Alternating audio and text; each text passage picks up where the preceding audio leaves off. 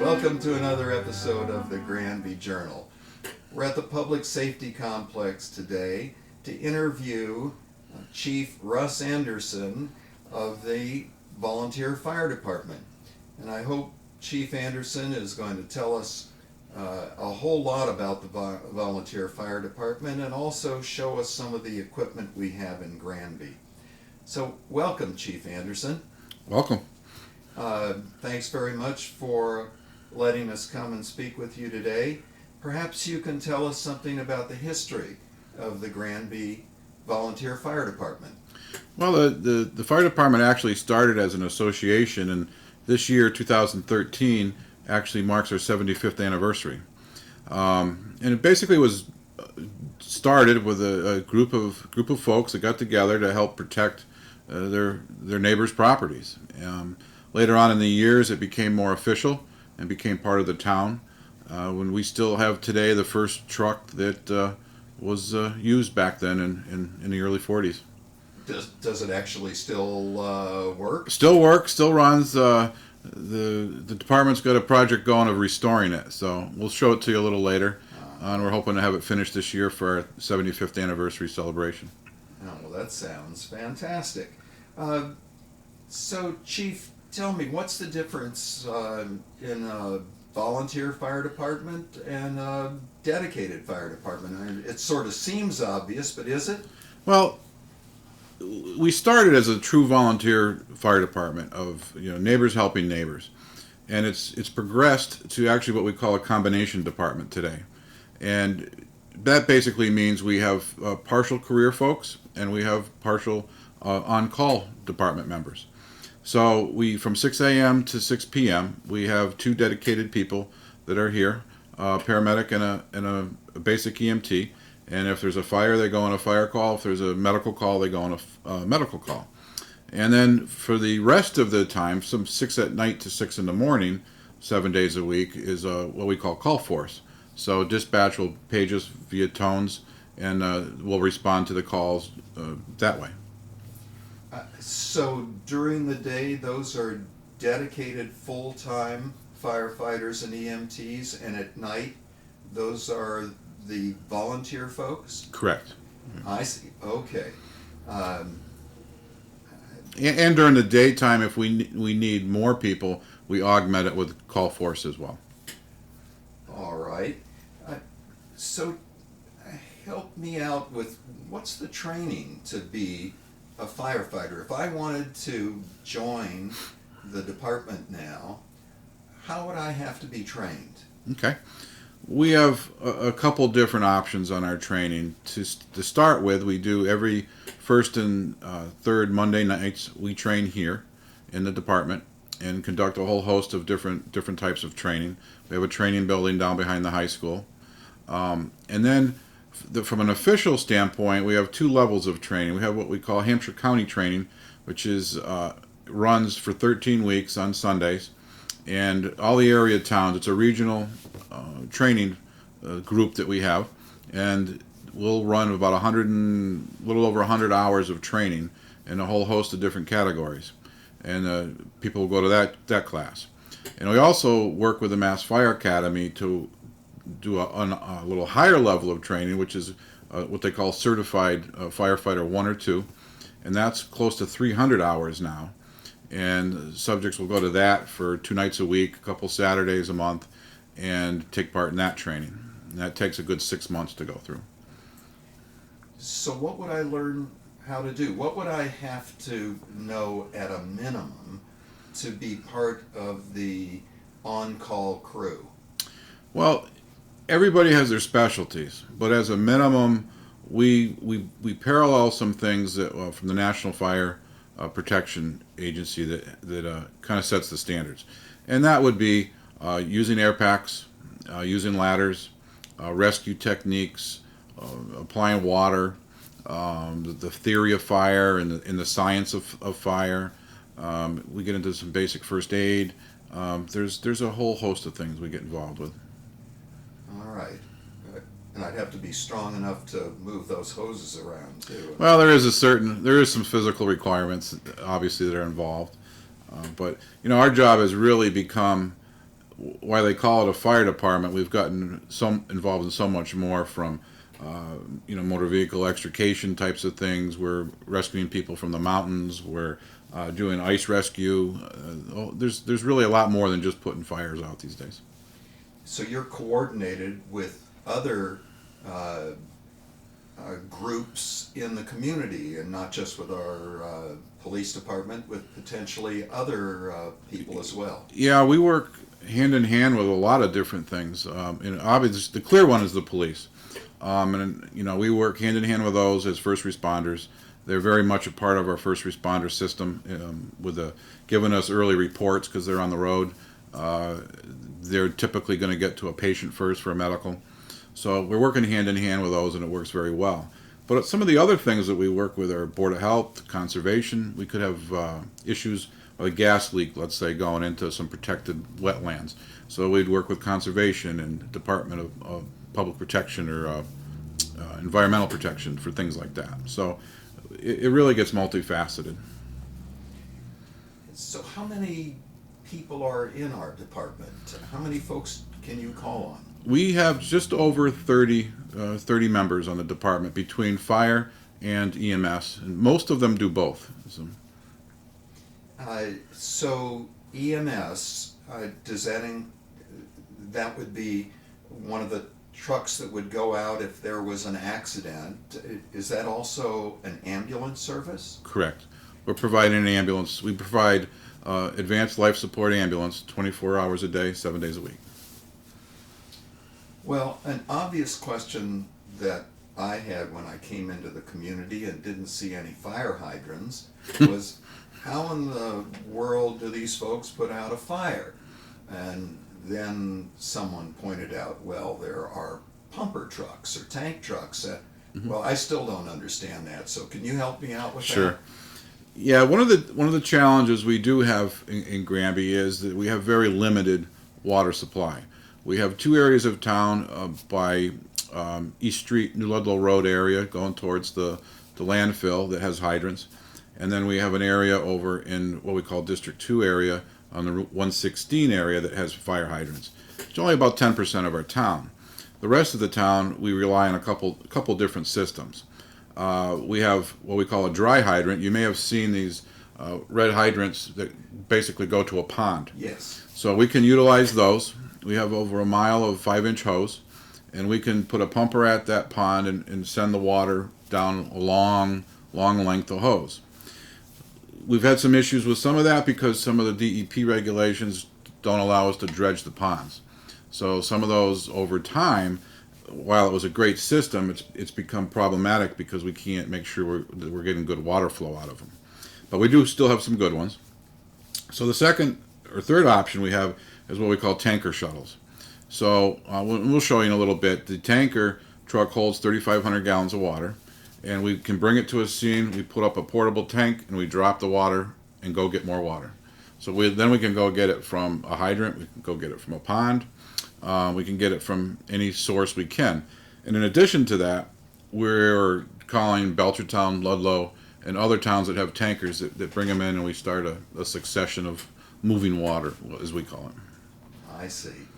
So in a typical, maybe there is no such thing as a typical fire, but let's say a room in a house was burning, and you were going to put that out and also make sure there were no other hot spots in the house.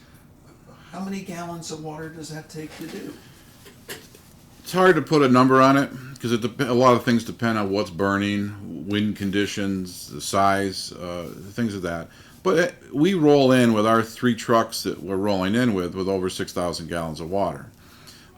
Typically, that helps us knock things down for the most part, with the exception of a big barn or a big structure, something like that. Your typical house, we can typically handle it with the water we bring with us. Where we lack is sometimes the manpower, initial manpower.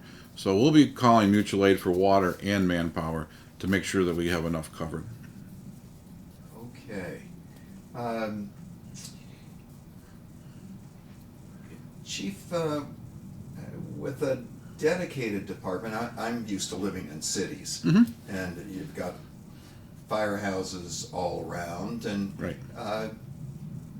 I assume the response time in a city would be less than in a town like Granby, but I don't know that. What is our Well, typical response time? our daytime response with our career staff is roughly 4 to 6 minutes, which is along national standards. When we go to our nighttime call force, we're closer to a 10 minutes, an 8 to 10 minute response. And basically that's the time it takes someone to come from home to come to the station. Would we like it 24/7? Sure. I mean, but there's other things that happen too. And on our medical side, at nighttime, the paramedic goes from their house directly to the scene, and basic EMTs will come and get the ambulance and get the ambulance. So we're kind of tiering things. So people are showing up in a little different fashion at nighttime than in daytime. But in the reality, there's obviously time it takes to get up and leave your house to go out. So, and that's what you're seeing. So what are the most common calls that come in to our department? What do you respond to most frequently? Well, I'd say on the fire side of things, there's a lot of alarm systems. Smoke detector alarms, CO, carbon monoxide alarms. Those are typically probably the largest percentage of our calls. Smell of smokes, smoke in the area, things of that nature. But with that said, we still have 2 to 3 to 6 serious fires a year. Last year, we did. There was over $300,000 in fire damage to structures within the town. So, that's the thing is we have low frequency, high risk events that can be catastrophic, and that's what we train for. That's what we prepare for. But in reality, the majority of our calls are the smaller calls, or the more less event of a call, I guess you'd say. It sounds a little bit like what I understand to be the case with pilots. Hours and hours of boredom interspersed with moments of sheer terror. Yeah, that's a good analogy. Yeah. Now, on the medical side for the ambulance, I would say most of our calls are in the cardiac nature, difficulty breathing, stroke, chest pain, things of that nature. We know that the majority of our patients are probably 64 years and older. So that kind of goes with the territory. Those are the types of things that start to happen. We're responding to about 630, I think, last year ambulance calls and about 225 fire calls.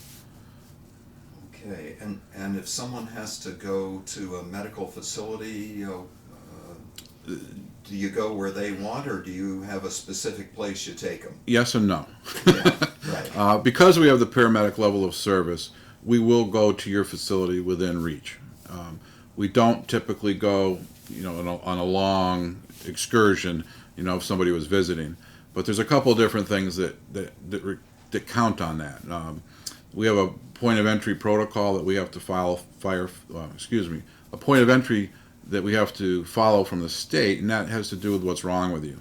So if looks like you're having a stroke, we are going to take you to Holyoke, which is a stroke center, or to Bay State. If it's a cardiac issue or a serious trauma, we need a level 1 trauma, we're taking you to Bay State. Aside from that, we basically go to Cooley Dickinson, to Wing, Bay State, Mercy. Those are our major hospitals. Basically anything within a half an hour drive. Okay. Maybe just a comment or two about the equipment, and perhaps we can do more of this when we're actually looking at some of it. But what does a big piece of fire equipment cost, and how do you maintain it? A lot. A basic pumper today is running, and today's prices are $400,000 to $500,000 For one piece of equipment? For one piece of equipment. And how long does that last? You're talking 25 to 30 years. Ah, okay, so you can amortize that over a long time. You can. However, when you have 3 or 4 of them, it becomes an issue. We have, in our inventory, we have like $300,000 in just loose equipment. So that's our air packs, our ladders, all the little stuff. When we start looking at all of our equipment, we're pushing $3 million worth of equipment here. So maintaining that becomes a challenge. Everything breaks, and that's what the day crew spends most of their time doing, is maintaining and making sure everything's mission ready. Okay, I was going to ask what your major challenges are. You just stated to stay ready. What other major challenges? I'd say staying mission ready is a challenge with limited budgets, and we understand that. The town, whether it be the fire department, the school, the police department, everybody has the same budget challenges, and we're trying to make do on those and not create an impact to the town as best we can. But when you have $3 million worth of equipment, it comes to a point of it becomes a challenge. The second point that's a challenge for us is we're typically going through seeing a lot of people come and go. We'll train someone, nationally, a volunteer firefighter lasts 2 to 5 years, and then they've come to a point in their life and they're going to do something different. Their kids got older, or they have new kids and things of that nature. So it takes their time away from the organization. So just about the time we get them trained, they're going to move on and do something else. So we're constantly recruiting, constantly training, and looking for new people, and that's a challenge. It's you get a lot of energy to train people and get them on board and get them involved in the organization, and then it's things happen in life and you start over again. So Seems to me there would be a lot of satisfaction in the job for everyone associated with the department. But what do you see as the things that give you the most satisfaction? Boy, I mean, it happens a lot, and it happens without a lot of fanfare. When we do a fund drive and we'll go out and do our calendar drive or things, and we get a lot of notes that come back with people making a donation to the association, and some of those notes are make all the difference in the world, because it's just a thank you.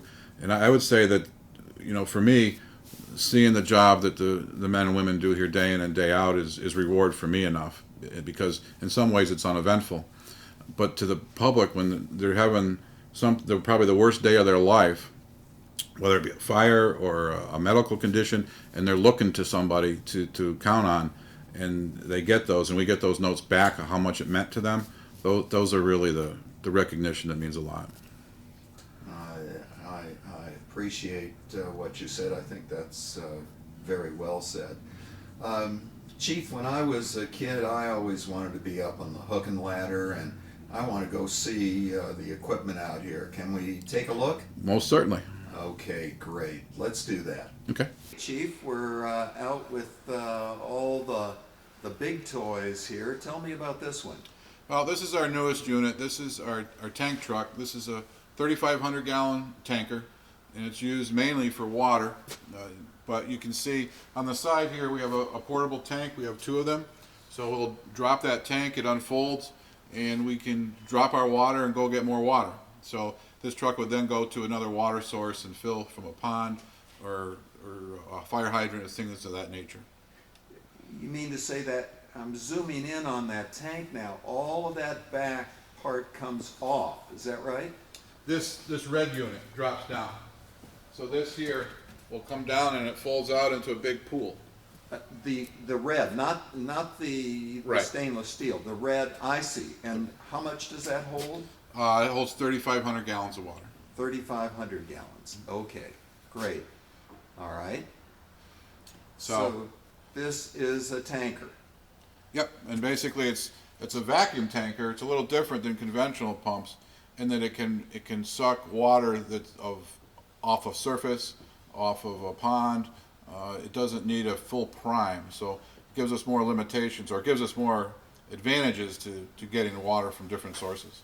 So let me ask a question again about the red inflatable water source there, not source, but once it becomes the supply. Yep. How big?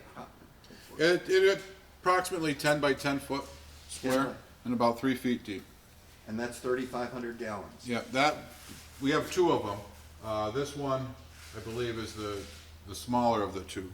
One's 4 and one's 2,000. So. And the big aluminum or steel up on top is the big reservoir tank, is that Correct. Yeah, that's 3,500 gallons all the time. all the time? And we can empty that in about 3 minutes, and we can, when we go to another water source, in about 3 minutes we can fill it. Okay, terrific. Are we going to stay with this guy? We'll go down the line. We're going to go down the line, okay. Chief, we've got a typical pumper here. Tell me about this one. This is our engine 2. This is the unit that goes out for 90% of our calls. This holds 1,000 gallons of water. It has the pump, the hose capacity. This is what's making the basic fire attack for our fires. This is what we use our jaws of life for on this. All our air packs, our air bottles.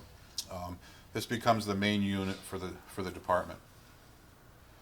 Okay, and this unit has some high-tech equipment in it? Yeah, a lot of this fire service is getting more and more high tech, and we'll show you through a couple of these things as we open it up now. All right.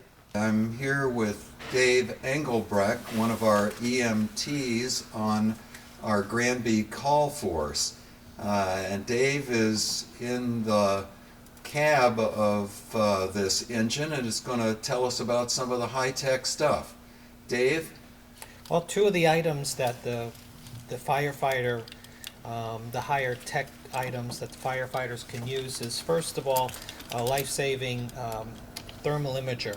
And basically what that is that during a fire, if you have firefighters going into a structure and they need to search for bodies or somebody, the imager actually gives a black and white picture, and it detects heat. So if I was to point it towards you, I can tell that your body heat is 89, and I can locate you because it'll come up. I hope up I'm on the 98. yeah. Well, it goes through the, in the room area. I see. Okay. Can you point that at yourself, and so I can? Yeah. I'm going to zoom in on it. Let's see. Can you hold that down a little, Chief, or Which tilt it down? Okay, I can see an image on there now. Okay, so you would be able then to detect where a person might be through the smoke. Correct. Okay, terrific. Got it. All right. And another item that's very important that we get a lot of calls on is a CO detector. Okay. If alarms go off, the firefighter takes us into a building, and it gives a reading of the what's in the air, and a buzzer will go off if it detects something at high level. Okay. Dave, what about this issue of ionization versus photoelectric fire detectors? I think I just saw a piece about that. He's going to refer on this one, I can tell. I refer that to one of my colleagues. All right. Well, we'll talk about that some more in a minute then. Okay. What else have you got to show me in here? There's nothing else up here, right, except the... I mean, the gas meter that he's talking about too does more than just carbon monoxide. It'll do propane gases, any hazmat, any oxygen depleting atmospheres that it shows us. It has 4 different meters on it within itself. So you would know before you went into a structure whether there were dangerous levels Correct. of propane in that structure. Correct. Okay. Okay, good. Chief, what do we have here? This is our brush unit, and this unit is for going off-road, going into the woods, for those brush fires, grass fires, things of that nature. And it's set up, obviously 4-wheel drive, but it carries a small amount of water, about 300 gallons.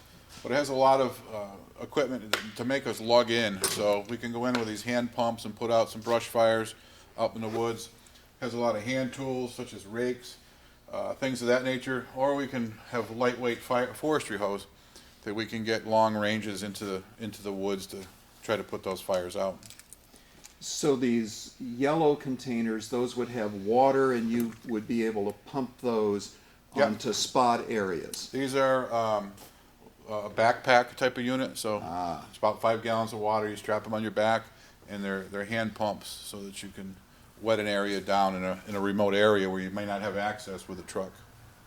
Okay, and this is a four-wheel drive type of Four-wheel vehicle, drive so you pickup can type get, of unit. Yep, so you can get in at least a reasonable distance. correct. Okay, great. And I see against the wall over there a whole lot of equipment. Yeah, this is where our guidelines state that everyone comes to the department and gets on a unit. So everyone's equipment is kept here, so it stays dry, can be washed, and ready to respond. Okay, well, I'm going to come up a little bit closer and pan all the way down the way here, because this is pretty impressive. And you told me before that we have 30 or so people between fire and EMT. Correct. And this is enough equipment clearly for everyone. Yep, this is, everyone's equipped. We got a grant about 5 years ago that helped with, I think we did 15 or 20 sets of gear. Gear's expensive. You're looking at about $1,700 to $2,000 for a complete ensemble. So it's important that we keep it maintained and ready, ready for operation. So are these fire resistant? What is? Tell me about the. Sure. I'm going to come over here and look with you. It's not a fire resistant, but it's fire protective. So what there are is there's vapor barriers. So there's an outer shell protection, Right. and then there's a section that helps the keep heat out and helps you disperse your heat from inside as well. Okay. Helmet is basic helmet's kind of like a motorcycle helmet with a different shape, Right. and allow for impact and protection from heat. Okay. And if things are falling, gives you at least some chance. Yep, it's everything is tested to a national standard. And those boots are heavy. Boots, they have steel inner soles, so if you step on nails, things like that, it doesn't puncture.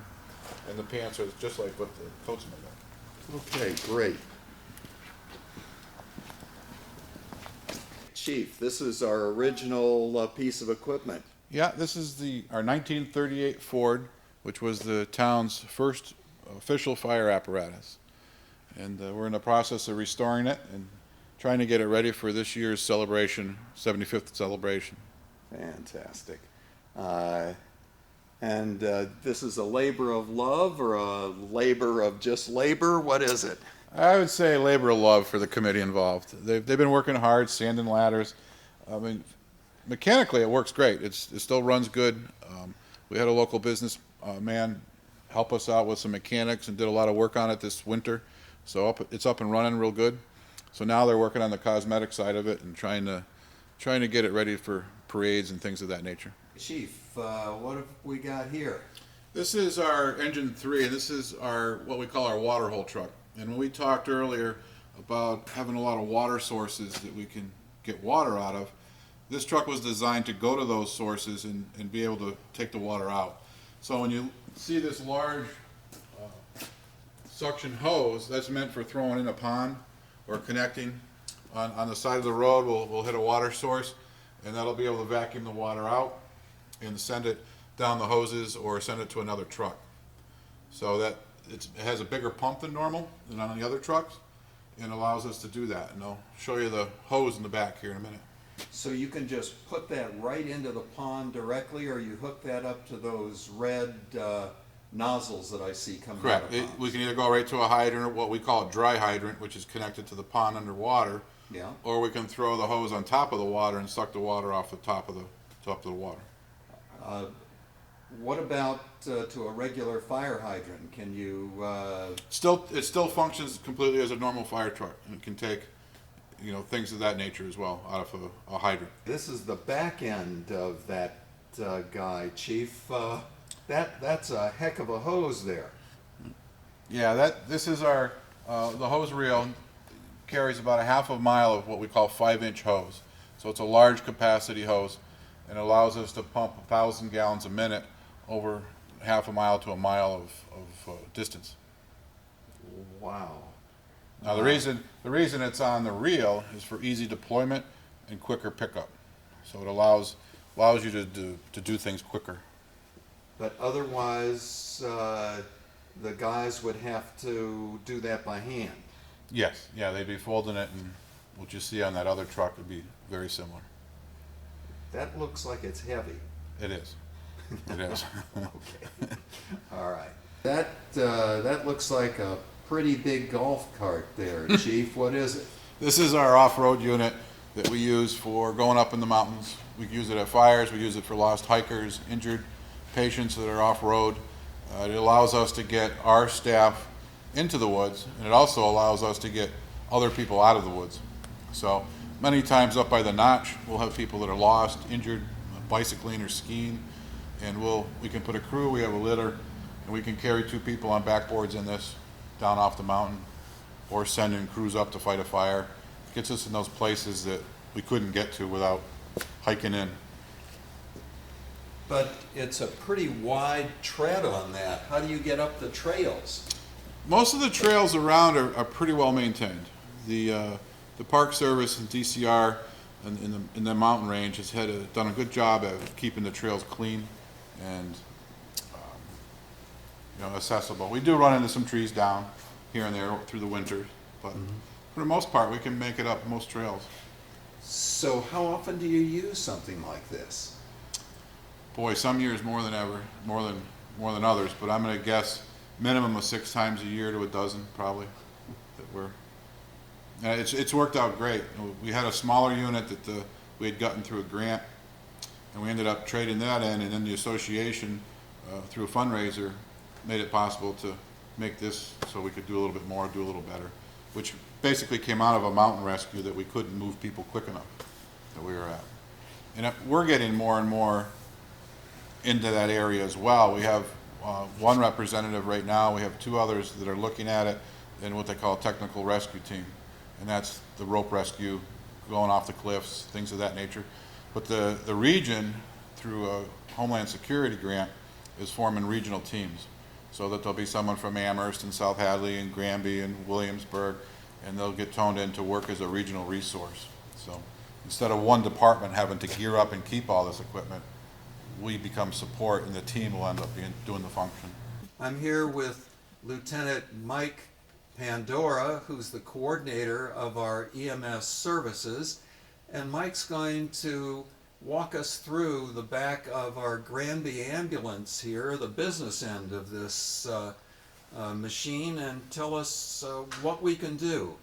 Mike, lead us through it. Well, basically, we run a paramedic level ambulance. Essentially, EMTs can do basic first aid, CPR, and a few other things. Paramedics can take it to the next level. We can do cardiac rhythms. We can actually interpret those cardiac rhythms, and then, as necessary, give the patients medications that are going to help fix whatever's going on.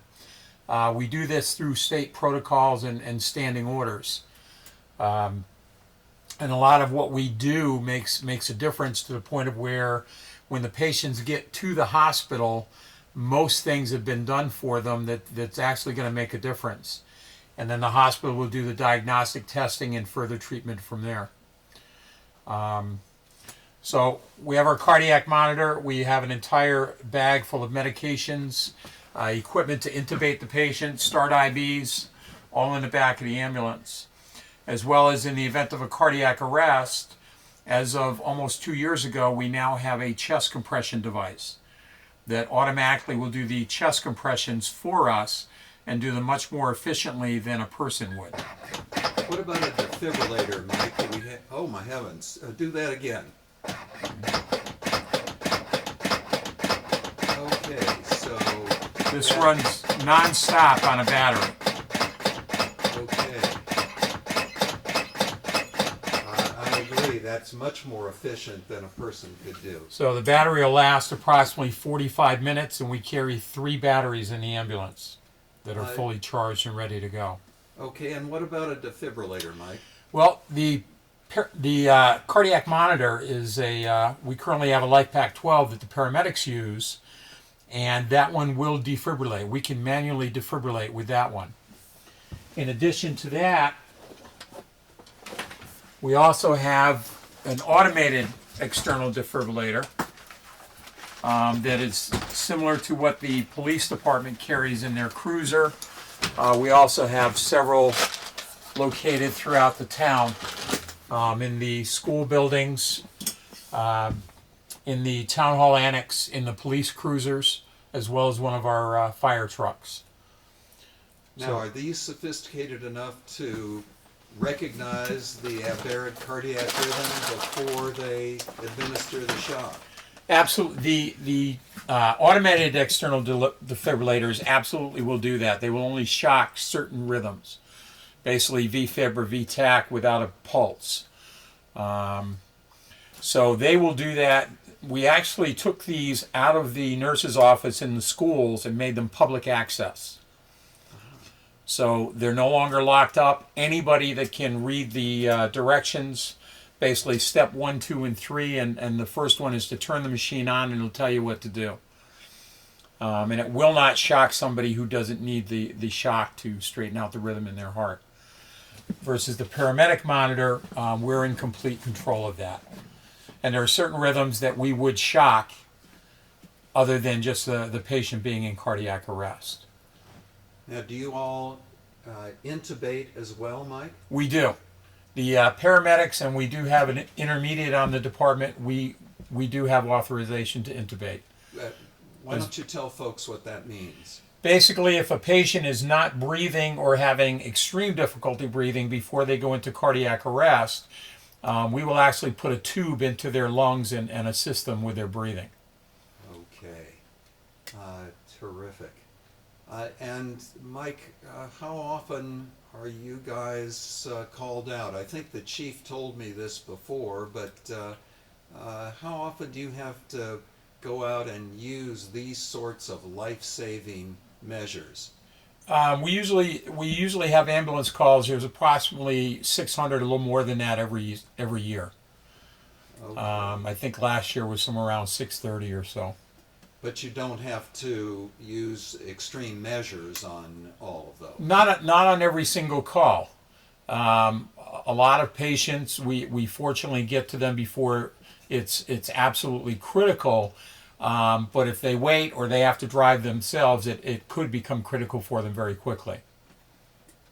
Okay. Lieutenant Mike Pandora, the coordinator of our EMS services here in Granby. Mike, thank you very much. I'm talking with Lieutenant Mike Pandora again about our Heart Safe designation. Mike, tell us more about that. Well, several years ago, we were given the designation of being a heart-safe community. The way we did that was we took our automated external defibrillators that were in the school, we put them out in public access, we put another one in the town hall annex, as well as did a tremendous amount of community CPR training, both for the general public as well as a lot of the school staff, along with continuing to train our own staff and have everybody on the department and the police department trained in CPR and trained in how to use defibrillators. So basically what that designation means is that Granby is one of the communities in the state that if you go into cardiac arrest, you have one of the better chances of survival because of the number of people that are trained in CPR, the number of people that are trained to use the defibrillators, and the number of defibrillators that we actually have in town, which right now is 9, most of which are public access. Well, that sounds very good to me, Mike. As the population ages, and I'm part of that population, we tend to think more and more about those things. So another good reason to have moved to Granby. Mike, thanks so much. Welcome. Chief, recently I saw a piece about smoke detectors that was saying that one kind of detector might be better than another. That is, a photoelectric detector might be better than an ionization detector. Do you have anything to comment on about that? Well, why you're seeing a lot of new information about it is because of the code changed. And basically, we want photo detectors near any source that's going to have a false reading, such as a kitchen, a shower, near a bathroom. So the photo detectors are a little less sensitive than ion, so it'll give you less false readings. So, because typically what happens is people have cooking, they take down their smoke detector and they don't put it back up. So now the house isn't protected. Technology today in research has shown that fires today are hotter and move quicker than they were just 20 years ago. All our synthetics that are in our homes are basically like gasoline. So when we used to have 15 or 20 minutes when a smoke detector went off to get out of a house, that's reduced to 3 minutes now. So that really leaves no room for error. We want people to have smoke detectors up, their batteries changed, and not have false readings. So that's the reason for that, that whole code change, was to make more active smoke detectors in your homes. So you wouldn't be telling us that we ought to replace our ionization detectors with photoelectric detectors? No, it's quite the opposite. Quite the opposite. Ionization detectors are more sensitive, and they see a different type of smoke. So those are typically in your bedrooms, outside your bedrooms, as long as they're not near a shower or a kitchen where you might have a miss alarm. And the ionization detectors are the more common ones we find in the stores, is that true? They were at one time. Now it's pretty much split. You got to know what you're buying. I see, so you've got to pay attention then when you're purchasing the detector. And you can actually, even to complicate it more, you can get a combination and a combination carbon monoxide. So there's a lot of different levels that you need to do. But anytime anyone has a question, we'll gladly go over the code for you and help you in that way. Probably one of the most important things is prevention rather than just treating. So what kind of programs do you have to inform people and prevent things from happening, Chief? Well, prevention's a big topic, and like we just spoke about with the smoke detectors, we're constantly teaching a whole host of different programs. Recently just spoke to the Men's and Women's Club about smoke detectors in their homes, but we teach roughly 600 kids a year about fire safety, starting at daycare up through 6th grade. And it's made available through a state grant called a SAFE grant. And we have different programs, from interaction to what we call a hazard house to games. And putting these basic fire principles, safety principles with the students when they're young is critical to keeping things safe as they age and get older. But it's a huge program, and we're very glad that we can run it to the depth that we do. From just the layman's perspective, I'd sure like it if folks put their cigarettes out before they were lying down in bed. Yeah, that's although smoking's less and less, we see less and less of it. It's still a large cause. Bedroom fires is the #1 spot where fatal fires happen, from a host of reasons: electrical, smoking, things of that nature. #2 is in the kitchens. So all those things are very important. And the other part of fire prevention that goes along is code enforcement. We talked about the smoke detectors, but we also are involved with businesses where their alarm systems, their sprinkler systems, their egresses, making sure that the apartment complexes are safe, things of that nature. So fire prevention has many different aspects, and I guess in the perfect world we would never have a fire and never need any of this equipment, but we still know that as much as we can still prevent fires, we're still going to have those issues.